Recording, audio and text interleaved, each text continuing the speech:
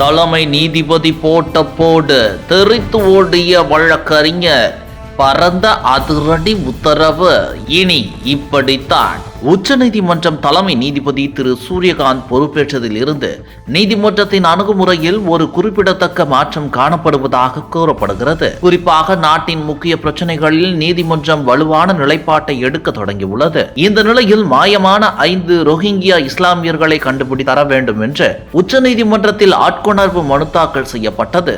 இந்த மனுவை விசாரித்த உச்சநீதிமன்ற தலைமை நீதிபதி சூரியகாந்த், சட்டவிரோதமாக இந்தியாவுக்குள் நுழைவோருக்கு அனைத்து உரிமைகளும் வழங்க வேண்டும், அவர்களின் குழந்தைகளுக்கு உணவு, இருப்பிடம் உள்ளிட்ட சலுகைகளை கொடுக்க வேண்டும் என்று சொல்கிறீர்கள்.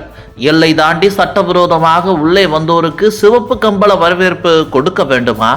இங்கும் ஏழைகள் உள்ளனர், அவர்களுக்கான சலுகைகளை இங்குள்ள மக்கள் அனுபவிக்க உரிமை உள்ளது என கூறி கடுமையாக விமர்சனம் செய்தார். சட்டவிரோத ஊடுருவல்காரர்கள் மற்றும் அகதிகள் இடையே உள்ள வேறுபாட்டை புரிந்து கொள்வது அவசியம். ஒரு அகதி சட்டவிரோதமாக வந்தால் அவர் முதலில் சரணடைந்து தனது நிலைப்பாட்டை வெளிப்படுத்தி அரசிடம் இருப்பிடம் கோருவார்.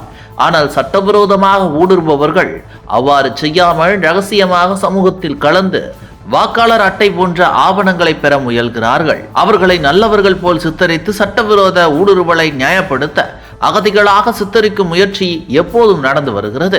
மேலும் சட்டவிரோத ஊடுருவல் என்பது ஒரு சட்டம் ஒழுங்கு பிரச்சனை மட்டுமல்ல, இது ஒரு தேசிய பாதுகாப்பு பிரச்சனையும் கூட.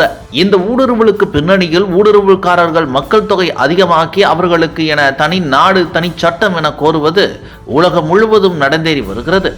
இந்த நிலையில் ரோஹிங்கியாக்கள் தொடர்பான ஒரு வழக்கில் உச்சநீதிமன்ற தலைமை நீதிபதியின் கருத்துக்கள் முக்கியத்துவம் பெற்றுள்ளன. 1951ஆம் ஆண்டு அகதிகள் மாநாட்டில் இந்தியா கையெழுத்திடாததால் இந்தியாவில் அகதிக அந்தஸ்து என்பது நடைமுறையில் இல்லை. ஒருவர் சட்டவிரோதமாக எல்லையை கடந்து வந்தால் அவர் சட்டவிரோத ஊடுருவல்காரர் ஆகிறார்.